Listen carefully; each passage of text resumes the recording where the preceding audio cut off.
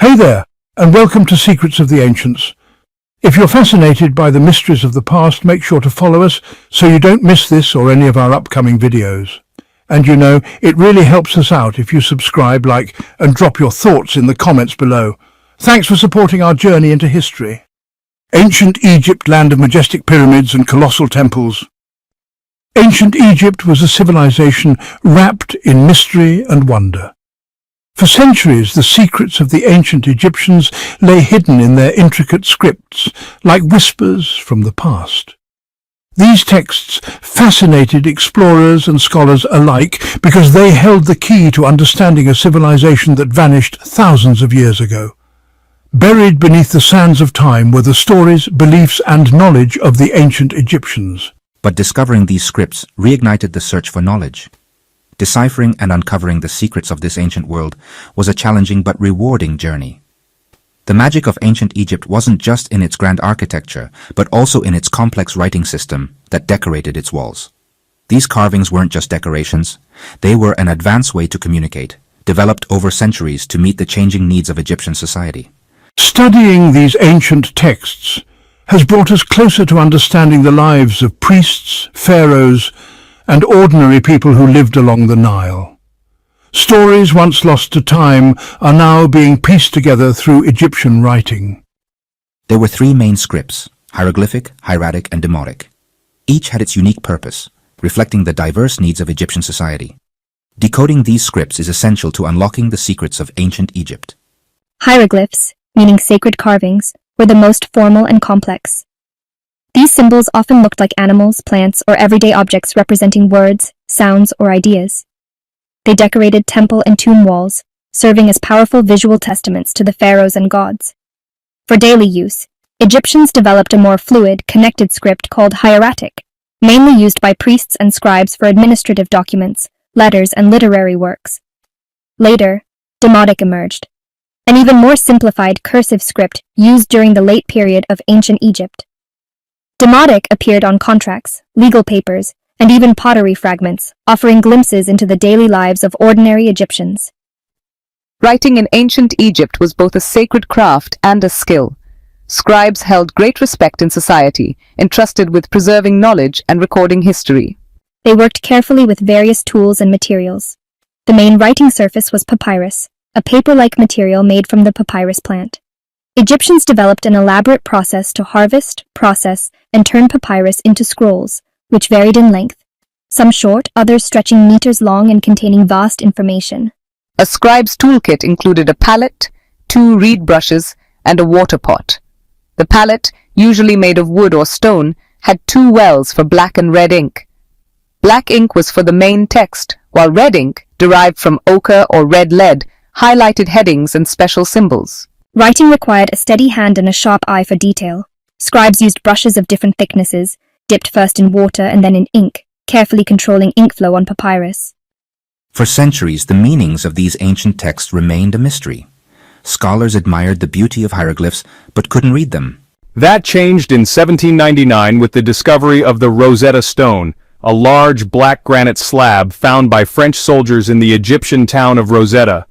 It contained the same text written in hieroglyphic, demotic, and ancient Greek. Since Greek was well known to scholars, this trilingual inscription became the key to unlocking the ancient language.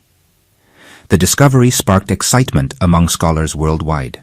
The process of decoding hieroglyphs was slow and painstaking. Researchers compared the 3 scripts looking for patterns. They realized certain hieroglyphs inside oval shapes called cartouches represented pharaohs' names, a breakthrough that opened the door to more discoveries.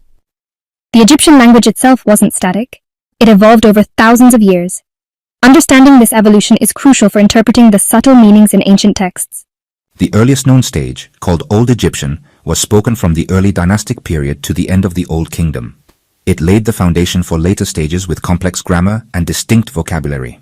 Over time, Old Egyptian gave way to Middle Egyptian, spoken during the Middle Kingdom and Second Intermediate period. It simplified some grammar and became the language of classical literature and religious texts in the New Kingdom. Later came Late Egyptian, which saw even more grammatical changes and new vocabulary. This became the language of administration, diplomacy, and daily life. The final stage was Coptic, which emerged during Roman times.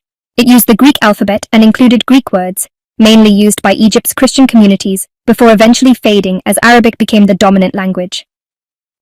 Scribes held immense respect and power in society. They were guardians of knowledge, responsible for passing information across generations. Becoming a scribe took years of study. Boys from elite families began training young, memorizing hieroglyphs, mastering grammar, and learning the complexity of Egyptian literature.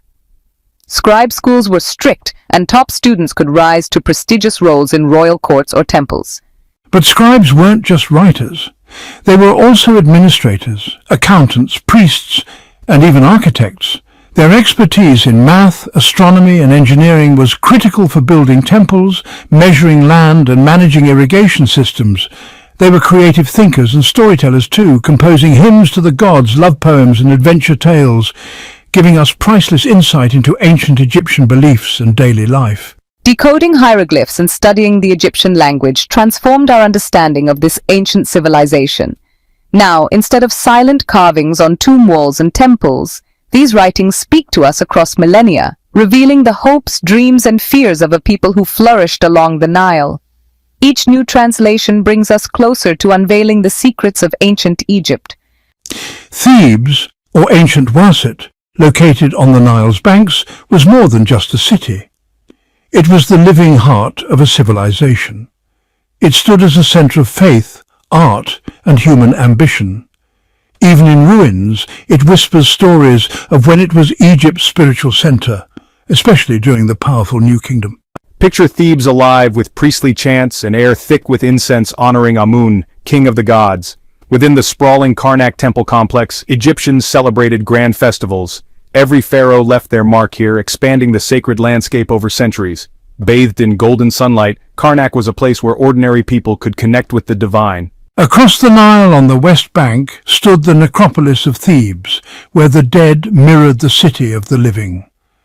In the Valley of the Kings and Valley of the Queens, pharaohs and their wives were buried with treasures meant to follow them into the afterlife. Tutankhamun's tomb, though belonging to a relatively minor king, yielded breathtaking treasures that fascinated the world. Even more impressive were the elaborate tombs of rulers like Seti I and Ramses VI, decorated with vivid scenes from the Book of the Dead.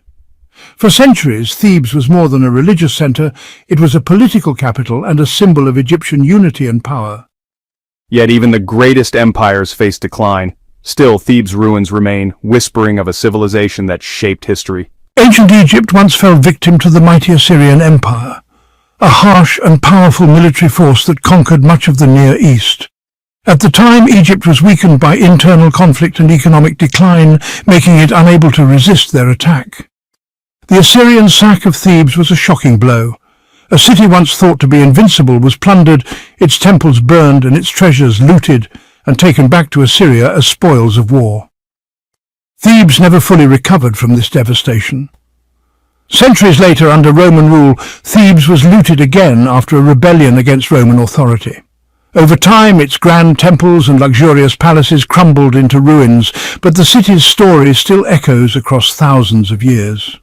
Today, the ancient city of Thebes is spread across modern Luxor. It's recognized as a UNESCO World Heritage Site, a testament to its lasting architectural and cultural importance. Sites like the temple complexes of Karnak and Luxor, the Valley of the Kings, the Valley of the Queens, and many other scattered temples and tombs offer an unparalleled glimpse into the world of ancient Egypt. Thebes is now one of Egypt's most popular tourist destinations, drawing visitors from around the globe. But Thebes was more than just a physical city. It was deeply woven into Egyptian myths and religious beliefs. Ancient Egyptians believed Thebes was the earthly reflection of the primeval mound that first rose from the chaotic waters at the dawn of creation. In the very heart of Thebes, it was said that Amun-Ra, the king of the gods, first appeared to bring light and order to the world. This connection elevated the city to supreme religious significance. One of the most important events in the religious calendar was the Opet festival, celebrated annually here. To ancient Egyptians, Thebes was a sacred place where the line between the mortal and the divine blurred. Temples and tombs of Thebes. Exploring ancient Thebes takes us from its towering temples, scraping the sky, to the whispered secrets of pharaohs, buried in the Valley of the Kings. Thebes stands as a powerful symbol of human ambition, creativity, and the enduring strength of faith. Deep in the heart of Nubia, where the Nile flows through the desert sands, lies another wonder, the great temples of Abu Simbel. These colossal monuments were carved directly into sandstone cliffs and guarded by 4 massive statues of Ramses II. Each statue, with its intricate details and commanding presence, tells the story of a time when pharaohs ruled with divine authority. Towering over 65 feet high, these statues have fascinated travelers and explorers for centuries. They're not just stone carvings, they're a testament to the power and ambition of ancient Egypt. Abu Simbel wasn't only a temple complex, it was a statement of strength. Its walls are covered in detailed hieroglyphics and carvings depicting Ramses II's power and achievements. Strategically built on Egypt's southern border near Nubia, a region rich in gold and other resources, the temple guarded the kingdom's prosperity. The imposing facade served as a powerful warning to anyone approaching Egypt's southern frontier, a declaration of Ramses II's might and authority. As the sun sets over Abu Simbel, long shadows stretch across the statues, and it's hard not to feel a sense of awe. These silent sentinels watch over the land and its people, whispering stories of a glorious past that still inspires us today. Under the stars, the temples glow softly, almost ethereal, as if they're sharing secrets of the ages with those willing to listen. Visitors from around the world come to see this wonder, their faces reflecting the same wonder that has captivated generations. Ramses II, who ruled from 1279 to 1213 BCE, is remembered as one of Egypt's greatest pharaohs. His reign was marked by ambitious building projects, military campaigns, and cultural achievements, with Abu Simbel being his most impressive architectural legacy, built to honor both his reign and the gods of Egypt. Over time, desert sands buried Abu Simbel, and for centuries its temples were forgotten, known only through local legend. In 1813, Swiss explorer Johann Ludwig Burckhardt stumbled upon the site, captivated by the sight of these massive statues emerging from the sand. In the 1960s, Abu Simbel faced a new threat. The construction of the Aswan High Dam created Lake Nasser, which would have submerged the temples. In response, UNESCO launched an unprecedented international rescue effort. The temples were carefully cut into huge blocks, weighing up to 30 tons each, and moved to higher ground, about 200 feet above their original location. This massive engineering feat preserved Abu Simbel for future generations. Abu Simbel consists of 2 temples, originally carved into the mountainside during Ramses II's reign in the 13th century BCE. The larger temple was dedicated to Ramses II himself, as well as the gods Amun, Ra-Horakhti, and Ptah. Its facade is dominated by 4 colossal statues of the pharaoh, each over 20 meters tall, gazing across the desert. Inside, the temple is a maze of halls and chambers adorned with intricate carvings and towering statues designed to impress and inspire awe. Every surface tells stories of Ramses II's reign, his divine right to rule, and his military victories. The smaller temple was dedicated to Ramses' beloved wife, Queen Nefertari, and the goddess Hathor. It's equally impressive, with its own remarkable statues and carvings celebrating the queen's beauty and grace. The walls of both temples are covered with detailed reliefs, not just for decoration but as visual records of the beliefs, achievements, and daily life of ancient Egyptians. Scenes show Ramses II in battle, at religious ceremonies, and with his family, vivid glimpses into ancient Egypt's world. Miraculously preserved colors bring these stories to life, allowing us to connect with the past in a way words alone can't. One of Abu Simbel's most amazing features is its astronomical alignment. Twice a year, on February 22nd and October 22nd, the rising sun's rays penetrate the inner sanctuary of the Great Temple, illuminating the statues of Ramses II and the gods Amun and Ra-Horakhti in a golden glow.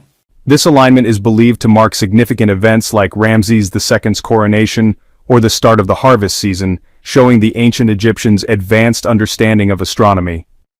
The story of Abu Simbel is ultimately one of survival. Despite thousands of years, natural disasters, and human threats, the temples endure. They stand today as breathtaking monuments to Egypt's ancient greatness, masterpieces of art, architecture, faith, and human determination. Finally, Thank you all for listening. And we hope you'll follow Secrets of the Ancients and watch our future videos. Don't forget to subscribe.